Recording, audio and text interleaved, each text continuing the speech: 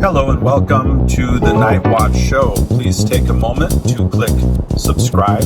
Also, please click the bell and choose all so that you'll receive updates on new episodes and to help support the channel. So today I want to talk to you about what's going on with America possibly experiencing for the first time ever that I know of being banned from international travel. So Americans are not welcome. Why?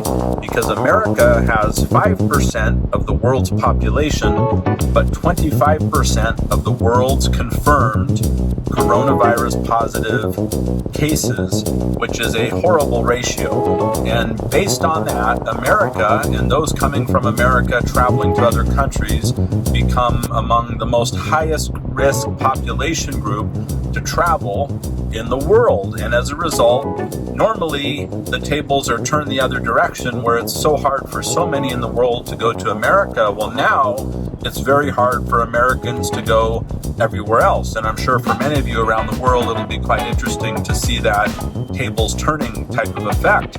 So, and the other question is, what is this going to do to tourism in America? Who wants to go there at this time when there is just what appears to be a massive surge of cases in key markets throughout the country, and still there is not enough testing, so we really don't know how many cases there really are.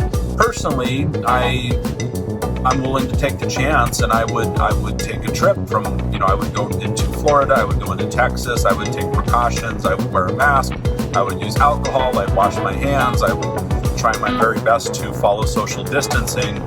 But of course, I'm aware of the risks, and I'm aware that if I were to go to Singapore, for example, I feel that I would have a much smaller chance of contracting the virus, whereas if I go to many states in the U.S., I think the risks are quite a bit higher. At the same time, let's put something into perspective. So it appears that, at least from what some studies, such as one conducted recently by Columbia University in America, show, in America, it's estimated that only 1 in 12 people with coronavirus have actually been tested, and the other 11 out of 12 have not. So actually, if you multiply that out, approximately 1 out of 140 Americans that have been confirmed positive are positive. So what I'm trying to say there is that basically 1 out of 140 Americans has tested positive for coronavirus, which is a very big number. But assuming that only 1 in 12 people that are positive in America have actually been tested, you'd multiply that number out, and really out of 140 people, you would have more like 12 positive cases, which is a very big number. If you think of yourself in a mall or in any kind of crowded place where there's a couple hundred people there, that means that there's maybe 15 to 30 positive cases, and each of those positive cases potentially is a carrier that you may contract the virus from. So the question is, though, how many of us have had the virus? I mean, sometimes I think maybe I've had it 10 times already. Who knows? Every time you have a set of mild symptoms, a runny nose, a small cough, your temperature's raised a little bit, maybe that was coronavirus, maybe it wasn't, until we have a widespread antibody test.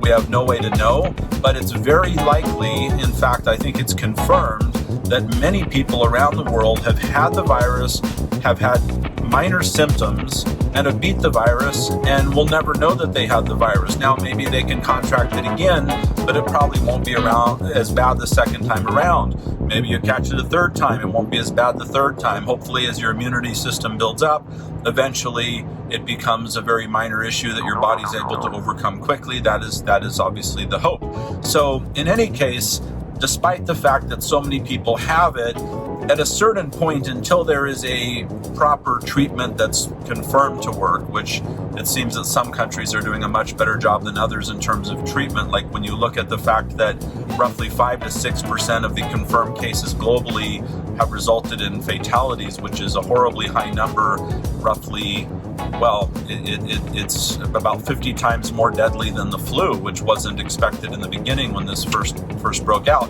But in certain countries, the fatality rate appears to be much, much lower. Singapore is one of those countries where when you look at the number of cases and the number of fatalities, the successful treatment rate is so much higher. And so the question is, and also when you look at China, it seems like the same trend is true. And there's several other countries that also would fit into that box of kind of beating the global trend of fatality rates from coronavirus. So some countries seem better at treating it than others. Thailand comes to mind. That's another example of a country that has had far more favorable outcomes in terms of the number of fatalities versus the number of confirmed cases. So in looking at all of this, you kind of have to wonder, at a certain point in time, are we all just going to get exposed and catch this virus? I hope not. Hopefully, the key to this is the safer and more careful we can be for as long as possible, the better, because we're getting closer and closer to a more effective treatment plan, possibly to a cure, eventually to a vaccine. And the longer we wait to catch it, the better the healthcare is at understanding it, at treating the symptoms of it, and eventually at even having a successful treatment plan, which I think some countries seem to have, at least to a more advanced state than in America and than in other countries. America's right in that 5 to 6% fatality rate, so that needs to obviously improve dramatically and soon. So what I think is coming is, at a certain point, almost everybody has either been exposed to it and not contracted it, been exposed to it, caught it, didn't know they had it, and beat it, and now they're over it already, and they may catch it again, and hopefully it's not as bad the next time around.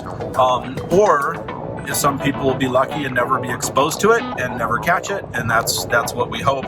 But at a certain point, it just seems like I'm starting to feel like we're all going to end up getting exposed to it, and hopefully by then there's a vaccine and a cure. Just like everybody, almost everybody, not everybody, gets the flu at some point in their lifetime. So is it really possible to dodge the bullet of the coronavirus forever? Probably not. But hopefully by the time it knocks on your door, there is a cure, there is a vaccine.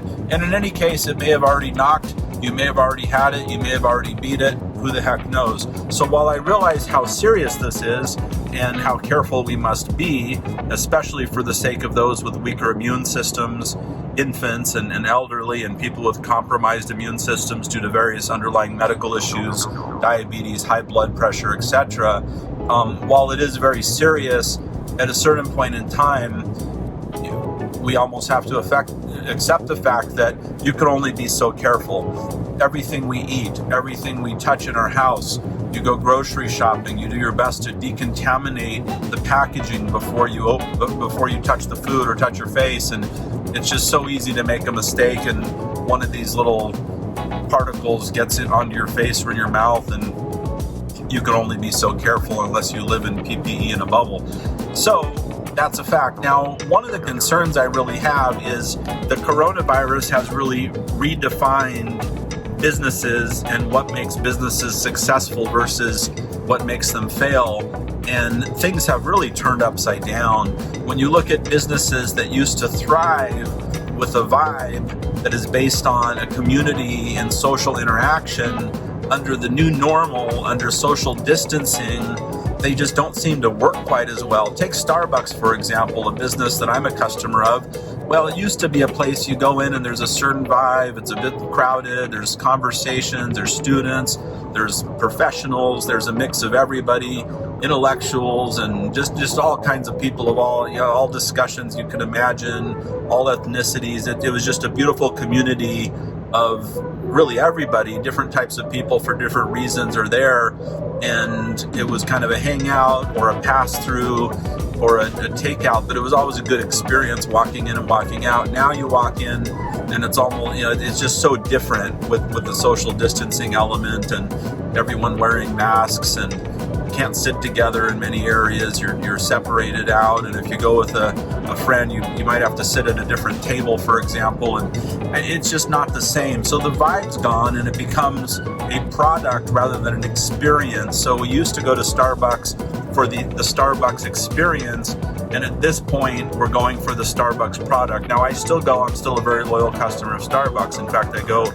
every single day of my life. So I don't go twice a day, although I have, but I go daily. So I'm still going, but I'm going for the product. And the problem is when you're going for the product, not as many people will go just for that coffee. a lot of people will go for the experience. And the same is true in a lot of industries. The same is true, for example, I think movie theaters will be fine. You're going to watch a movie, and I don't think you need to be in a crowded cinema to enjoy the movie. But working out, going to the gym, for example, I'm a member of a gym that's a kind of part of a global chain, and you go there to get fit and to stay in shape. Of course, I haven't gone lately because it's been closed, and it's one of the gyms that actually filed bankruptcy, Gold's Gym. So it just happens to be the closest gym to where I'm at, and they're around the world, and when I travel, I can go. Now, the challenge is that the new rules, when I read the rules, I'm thinking, do I even want to go there? It's just that there are so many restrictions. For example, can't use the showers. So, okay, that means can't go in the middle of the workday if you're working. You got to kind of plan when you go. But if you go at peak time, so do you go before work if you're working, or do you go in the middle of the day or after work? Well, it's hard to go in the middle of the day without a shower. That's probably not a very popular decision, although we're doing social distancing after an intense workout. It is a bit nice to have a shower, or you really need to social distance yourself to an extreme level. Do you go after work when it's probably, unless you're working a different kind of shift, you're probably going in the peak time. Now, in the peak time of social distancing, you're so far apart from other people, you're going to have to probably wait so long to use each piece of equipment that has to get wiped down before and after each use. And I read 2 pages of guidelines, and looking at that, I thought, well, I think I'm better off doing home fitness and just do it on my own, because I don't think it's going to be a very good experience. So for me, fitness definitely is about getting fit, but it's also about the experience. If you remove the experience from it, I'd rather just work out at home. Now, I would go to a boxing gym, for example, a mixed martial arts gym. That's a bit different. Because I can have that experience even one-on-one with a coach. I don't need a lot of people around me, or I can be in a small class of 5 or 6 people with social distancing doing mixed martial arts or boxing, for example, jiu-jitsu. I can do that and really enjoy that in a small group. But in a weightlifting gym, which is really a solo experience, a big part of that kind of is the vibe, the people around you. It kind of energizes you and makes you want to do that extra set, extra reps. It pushes you on to the next level when you see someone else digging deep next to you, and you take that out. I'm not really very attracted to the weightlifting gym model. So for me personally, I'm more drawn to the experience model, which would be interactive, class-led, even small classes. I think that model can work.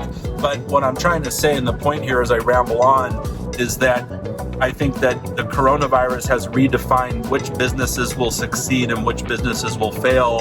And some of the most iconic, most successful businesses in the world may have no place in the new normal, which they'll either have to adapt. And the question is, how does a company like Starbucks, that's based on vibe and social interaction and community, how does that business thrive with social distancing and all the various precautions that need to be taken? And there's just a lot of other businesses based on social interaction where people go for the experience that it is really, really undermined by what we now have to do. And it's not just a matter of laws and rules that require social distancing. It goes quite a bit deeper into that. It's really also a matter of what are people comfortable with? What do they feel safe doing? And there are many things that might be okay to do, but nobody's doing. For example, today, for the first time in 4 months, instead of cutting my own hair, which is not something I'm very good at, especially on the back, it's quite impossible. Trying to shave your neck and the back is not easy.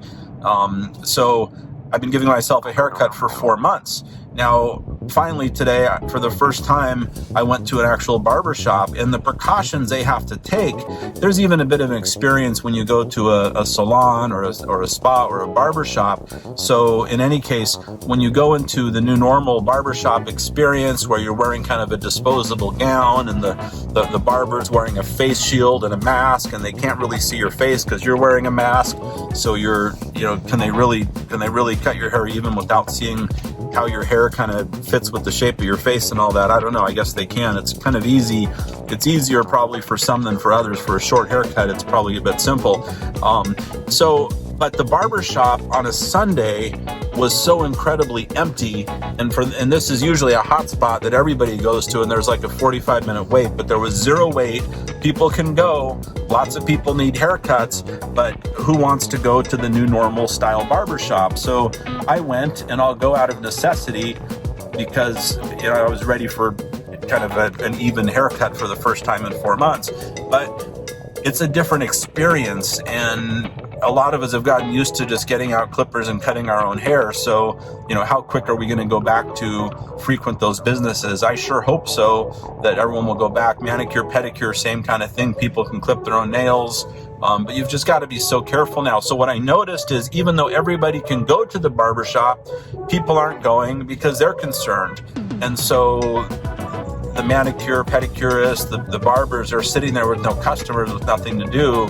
And it's getting to the point where they're actually starting to offer kind of more of a home service model that people might be more comfortable with. But then you're thinking, okay, you're letting someone into your home that you're not sure where they've been and if they've been exposed. And so it's challenging no matter how you slice it. So basically the point of this is that there are a lot of new challenges, and for business owners, you really have to dig deep and think about what worked in the past may not work now. Delivery models for food seem to be where it's at in takeout. I'm completely so tired of having food delivered and takeout, but at the same time, sitting in a restaurant, dine-in, that's a bit uncomfortable for a lot of people now. So everybody's cautious. It's not just about laws, it's about personal preference and concern for safety, because while some of us are very, very careful, and I consider myself someone that is, others, and I have good friends that are not careful at all. They'll touch the table, they'll touch the chair, then they'll touch the brownie or the piece of cake, and then they'll lick their fingers and they'll touch their face, and they're just not concerned at all, and they're not wearing a mask unless they're forced to. And then there's other people that are very careful that probably don't want to have direct interaction with those that are not careful. So there's just all these concerns, and especially if you're taking care of your children, for example, young children, you've got to look out for their safety, and it's pretty hard to have a 5-year-old not touch their face or mouth, and so there's just a whole slew of new challenges. So it seems like we're now there's a show on Netflix. If you haven't watched The Black Mirror, I think it's probably time to watch it, because I find myself living in an episode of The Black Mirror. Who would have seen this coming? Well, it's happened. The world has changed. We've woken up to an entirely different world than existed prior to the Chinese New Year and the coronavirus launching right around that time, which just changed. It was an ultimate game changer, including working and jobs. Jobs are different. The way we work are different. Video conferencing is different. Imagine what this has done to video platforms such as this video platform. Pretty much everything now is online and virtual, and people of all ages that used to not really be that into video conferencing and doing everything online out of necessity now have needed to. And imagine how hard it is for people, like I think of my father, for example, in his 80s, and trying to adapt to this world where he can't just go down to the farmer's market and buy soup and vegetables anymore, because it's just, the regulations are so strict, it's very hard for him to keep up with it. So he's trying to adapt to the new normal, and it's not so easy at his point in life to do that. And doing FaceTime, can you visit your relatives? Like, I would love to visit my family, but what if in transit you end up exposed and you end up infecting them? So it's hard to visit loved ones right now. There's just so many restrictions. So there's a lot of joy in the fact that we're reopening the world and economies, and we can get back to work and get out there and do things and go to barbershops and go to restaurants and go to gyms, and that is completely inspiring. At the same time, there's a lot of frustration that the old normal is not here anymore, and I sure hope we get back there. But even once there's a vaccine and a treatment, I think that the world and humanity as a whole is going to be a lot more careful than we were in the past, because who knows when the next virus is going to sweep the globe. And it just seems like things are going to change. People are going to be a bit cautious and paranoid, germophobic, more so than ever before, and we're just going to have to adapt to that. So those of you that are going to be bringing new children into the world in the new future. They're being born into a new world, and things will be a lot different from here on out, I believe. So in any case, hope you enjoyed this discussion. Thank you for joining this episode of The Night Watch. Please click subscribe, the bell, and all. Until next time, wish you all the best. Goodbye.